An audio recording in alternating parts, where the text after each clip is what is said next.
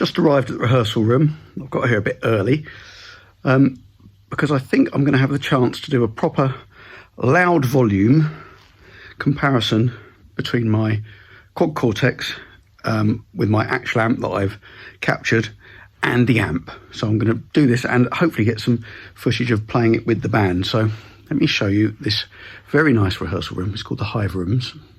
It's so clean that you don't even like to throw anything in the bin.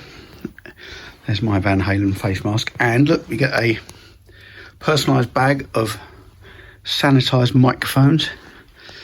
This is the nicest rehearsal studio I've ever been to, and luckily it's only about half an hour from my house, and it's right in the middle of where all the band lives. Great gear. So I've got my gear here I've brought in, so I shall now set this up so I can directly compare the Quad Cortex with my car and my pedal board. I've even made myself a sandwich, which is very organised. That's the amp that's in the studio, but I brought mine so I can do the comparison.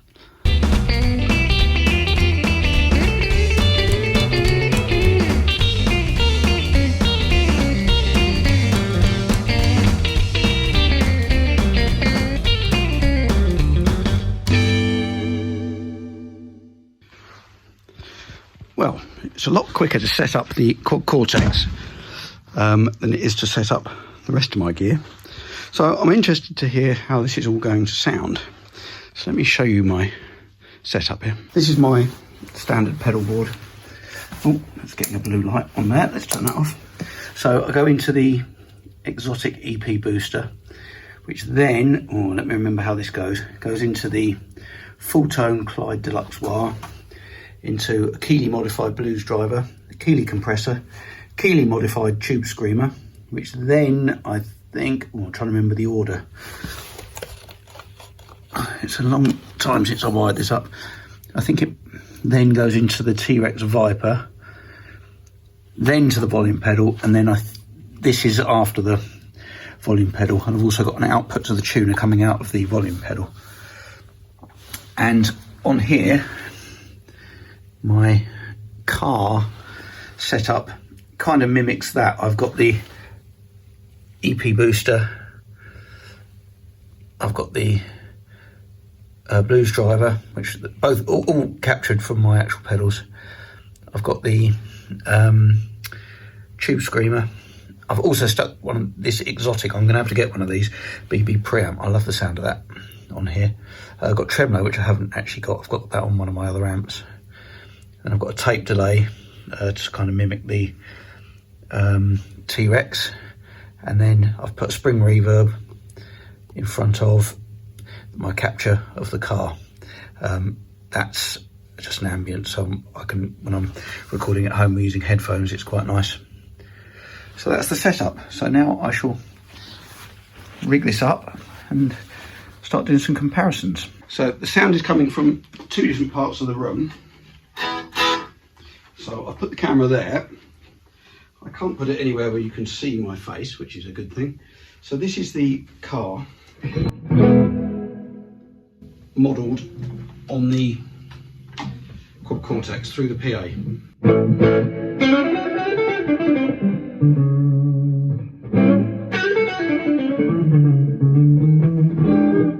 So that's just with the, let's take the EP Booster off. That's the amp just with the spring reverb. Although, it sounds like there might be some reverb on the PA. Right, let's try and sort that out. Right, that might have turned the reverb off on the PA if there was some. If not, that is the spring reverb. Oh, there we go.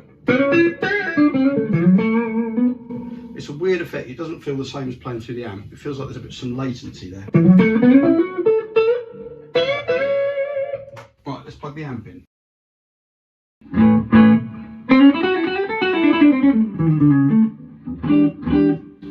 Responds completely differently, but sounds similar. With the EP Booster. This is actually the first time I've used this guitar. I normally have a Strat or a Tele.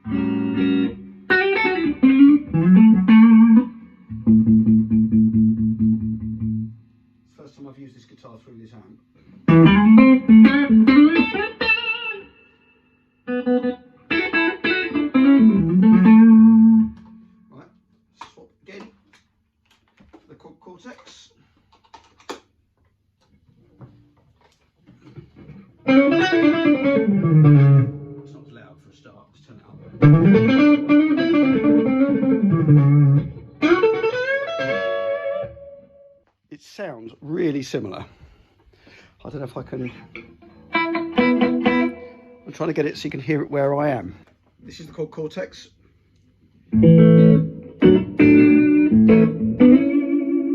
Sounds coming through the PA speakers up there. This is the amp, set on 7 watts. Coming from down there. Put the EP Booster in, which I think I've turned down to 1/4.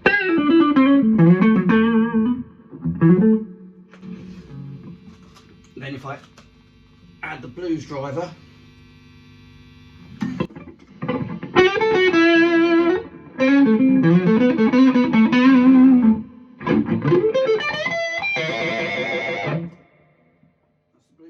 this is the tube screamer.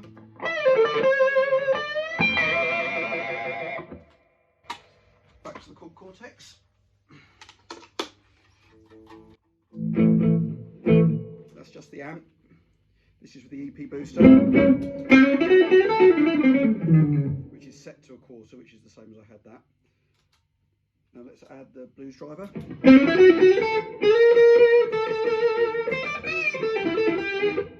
Sounds a bit more fizzy than the actual blues driver. Now with the tube screamer, they're set similarly to the way I captured them at the moment.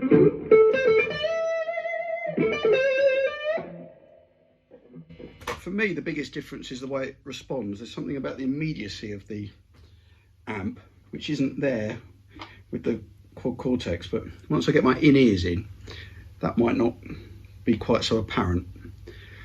Okay, just waiting for the band now to turn up. I got here early so I could do this before they got here, because they'd find this very boring. Okay, right, we're setting up the band here. Here's Ralph getting his seat getting his stool exactly the right level, and Mike, and he's got a new piece of kit which he's got it out the flight case already. It's the drawer from a 1996 MFI. Not sure of the model. Well, it might be an IKEA. Is it from an IKEA Clifford or something? Well, they call all their history dragon. They call all their things. I don't know, but this is not the original colour. He's had it refinished, which has caused devalued it slightly. I've got. If you come around this way, you'll see that there's. Oh, we can see the original colour inside to match the keyboard. Ooh. So is this the original finish? It's a bit like what they've spotted recently on 60s Strats. Is they originally had a finish and they painted black over them. I think the black is new. I think the green might have been the original. Anyway, no setup of mine would be complete without some kind of budget item. This is the main thing. This is the main feature. I haven't made any holes for the lead. Well, it's a work in progress. As you can see, it still has its on the side. Yeah. Well, presumably the rollers. Presumably, the problem is that when you go home and put it back in the chest of drawers, you don't really want holes in the back because all your stuff will fall out. It's never going back. It's never going back. It's now dedicated. It's permanently with us. It's a dedicated piece of kit until such time as it collapses. You might go to program something on the keyboard and come back up with a set of salad servers. Well, of course, it could collapse mid-rehearsal. That wouldn't be the first time. Yes, but would be much better than collapsing during the gig. Yes. Fill it with water and keep terrapin. If you're gonna do that, make sure it happens.